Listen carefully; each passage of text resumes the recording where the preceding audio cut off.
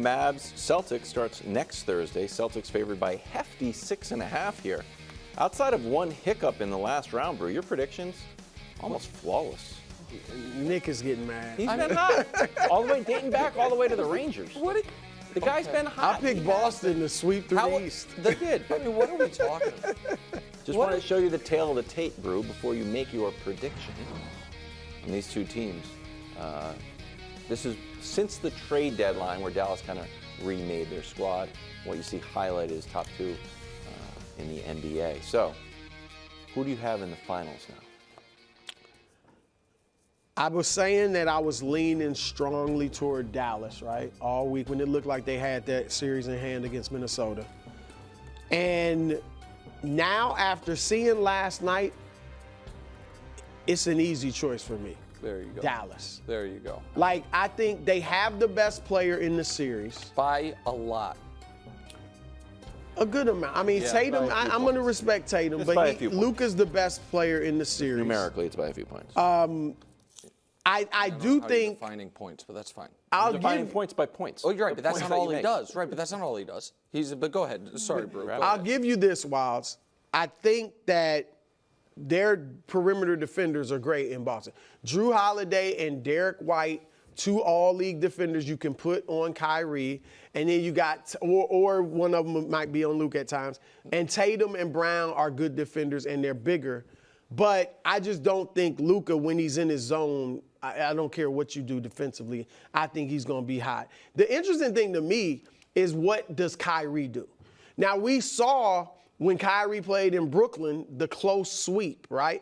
They did a great job against this Boston team. Now, they had Marcus Smart, Ime Udoka was the coach. I think that team was a little tougher defensively, a little more physical. But they were able to handle Kyrie, and he did have Kevin Durant there, so you can't say it was just they could focus on Kyrie. But I think that's what I'm really looking to see. Now, Boston also, Wiles, they can go to 5 out. But I think Dallas can answer that. Lively can cover Porzingis. He's athletic enough to get out there with Porzingis. And then with P.J. Washington and Derek Jones Jr., like, they can go 5 out with you if you want and still be good defensively. So I think Kyrie and Luka are just too clutch. And we know Tatum has had his struggles in the clutch. Oh, here we go. Even though the team has been good in the clutch, Tatum's had his struggles. I'm going with Dallas. I'm picking 6. I thought about 5. Well, I'm on the record, Dallas in 5. You in 5? Yeah. 5 could be right, but I'll go 6. Do you want to go Wilds? No. Go ahead. Okay, so obviously I'm going with Dallas because fortunately I'm the one person on this show that we haven't had to do this. Like, hey, now that your guy's been eliminated, who do you have? You picked the Lakers. I did not pick the Lakers to win the championship, Brou. I never once did. Who had more title pie? It was after Denver and Boston. It was the Lakers. Title pie is not your pick. No, title pie is not. Title pie is not the pick. How were the Lakers ahead of Dallas? It was Brou. I'm not trying to, Brou. I think I've been very gentle with the 10 toes down about yesterday and this first let the Tiger out. And the farce of a show that we were forced to do the last 2 days about, could this go 7? Don't blame me for believing in Anthony Edwards. That is totally you. That is totally Wild's doing. But so the Mavs are winning, and this is where I feel like the Eastern Conference and the injuries did the Celtics a disservice. Like, I don't think that they are ready for this difficulty jump that they're about to deal with, and that's not their fault.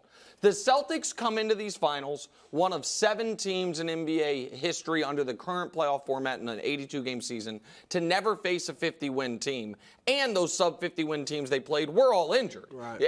Meanwhile, the Mavs come into these finals, we can show you, having played one of the hardest paths by how many wins the other team has in NBA history. Every team they played won at least 50 games. If they win the championship, by a win percentage metric, we can show you the next one, it will be the 3rd hardest championship, again, purely as far as what the team's record was and all of that. And aside from Kawhi for half of round 1, the teams they're playing, there's no massive injury that affected things. And then, Wilds, you showed a graphic at the front, which I think is better than the season-long stats because the Mavs remade their team. But I'm going to show one that I think is even more relevant, which is how these teams have done with their starting fives that they will have for the finals. And the answer is the Mavs, with this starting five, have been on a 67-win pace, and that includes going through the gauntlet of the playoffs. The net rating, which the Celtics have, which is historic, is almost neck and neck. The Celtics' offense is a bit better. The Mavs' defense is a bit better. So this starts at the trade deadline? Well, it is every game this year when you had the five guys who are now their current starters. And that's a good sample size. Right. So for the Mavs, yes, it's post-trade deadline, but it does not include games where, like, Luka sat out or Kyrie sat out. Gotcha. And for the Celtics, it doesn't include games where Kristaps missed or any of their guys miss. Okay. Kristaps missed a lot of. Kristaps hasn't played since April. I understand, but I get that. But the Celtics also have had the same starting five all year, so that's it's also a good possibility that was against a weaker or tougher schedule for the Mavs. Well, it has to be because almost all of these games, or all of the playoff games for the Mavs, have been under this circumstance because they've had the same five starters for all five playoff games. Because Lively's not a starter, Gafford is, and right. So for whatever, and you mentioned who's guarding Kyrie. I think that is super noteworthy. And I think Kyrie is in for it this series to a degree because Brou is great and Derek White is very good. Right. I saw some people speculating on, is Brou going to guard Luka? I think that would be a mistake for Boston. I just don't think he's big enough. I think he's a great defender. I just don't think he's physically big enough. I think it's going to have to be Jaylen Brown, Jason Tatum taking turns, and there is a huge cost to that. There is a huge cost on the offensive end. Which could be why they go with Brou. Right, well, then I think they'll get stopping torched. him. So will Tatum and Brown. So maybe then maybe they will. But you understand what I mean? Like yeah. if Jason Tatum or Jaylen Brown have to guard Luka, you risk don't foul trouble and you also risk an offensive drop. So I like the Mavs. I said after I think Game 3 that I like the Mavs in 5, and I still like the Mavs in 5. Okay. With all that being said, the last matchup that they played, the Celtics beat the Mavs by 28 points, and I believe that was the remade Mavs. So they have a little bit of experience, and again, the Celtics have been blasting teams throughout the regular season and throughout the playoffs, and they did it to the Mavs. So here's why I don't like 5. I obviously am picking the Celtics. And Brou, you were worried about this, and I'm a little bit worried, to be totally honest, on how many that the Celtics just live and die from the 3. Right. So that they shoot the most threes, they make the second most, and everybody hits. They shoot 39%. Jalen shoots 35. Kristaps and Tatum shoot 37. Pritchard 38. Derek White's 40. Horford's 42. He's got hot in the playoffs, and Drew's shooting 43 all of a sudden. So do you think that this is almost like a style makes fights? We're like, you know what? It's just bombs away. And you know the Celtics are going to get hot. You know they're going to get hot one game. You know they're going to get cold one game, and it's really those middle games. Which is why you're saying 5 is not going. I think 5's unreasonable because there's definitely going to be 1 or 2 games. Like, what do you want to do? They made 24 threes. Right. No, it's fair. Look, Dallas, I think, like I said, can guard on the perimeter. But look, they're going to have a game where they shoot terribly or poorly, and they'll probably beat that game. Mm-hmm. But they will be hot for several of the games. I always felt, I said it when the Western Conference Finals was going on, I felt they matched up better with Dallas than they do with Minnesota. But do you still feel that way after watching Minnesota roll over at, we'll talk about it more later. Minnesota's effort level yesterday and all of that made me think we maybe slightly momentarily overrated them for beating Denver, but I guess we'll see how this whole thing plays out. They thought they peaked. They're like, we beat the champs. Yes, but that doesn't mean that after winning a Game 4 and Anthony Edwards promising Micah Parsons we're going to be back, that you're going to come out not ready to play at home in a Game 5.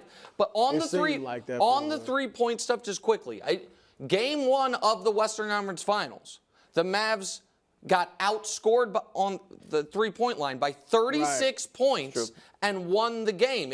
So they already have I think it was one of 5 playoff games in NBA history. Yeah, it's weird. It is weird. But you think that's a proof of concept, or it's just an aberration? Well, I think it is an aberration historically, but my point is they have shown you that even if we get cooked behind the line, a week ago, we won a game against the hottest team in the league at that, or not the hottest, but you understand. And so I think that if the teams are relatively evenly matched since the Mavs made those moves, all the numbers say they are, and one team, in my opinion, has a historically great player, and the other team has a really good 6th, 7th best player in the league type of guy, I'm going to go with the team with this. I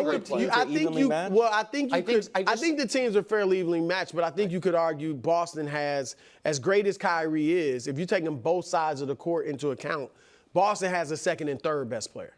What do you think 2 through? No, what do you Boston doesn't have a ton of depth.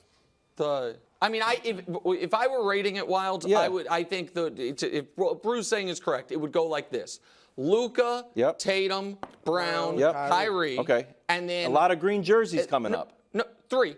Go ahead. Three green jerseys coming up. Go ahead. Drew, yep. Porzingis, White, okay. And now I'm going to go with 3 Mavs. I'm not putting Al Horford above what we're getting from these guys, and the Celtics don't have a deep bench. They have a great starting 5. Yeah. But this Timberwolves team, since they've been this Mavs team has the #1 defense, and Luka's playing. It seems to be getting better as the playoffs go on, and they are winning 82% of their games, a 67-win pace with this starting 5. This is who they've got. That's a dangerous team. That is the Celtics won 64 games. How many games you got? Celtics in 6. Thanks for watching. Subscribe here to get more from the show and to check out clips from other shows on FS1.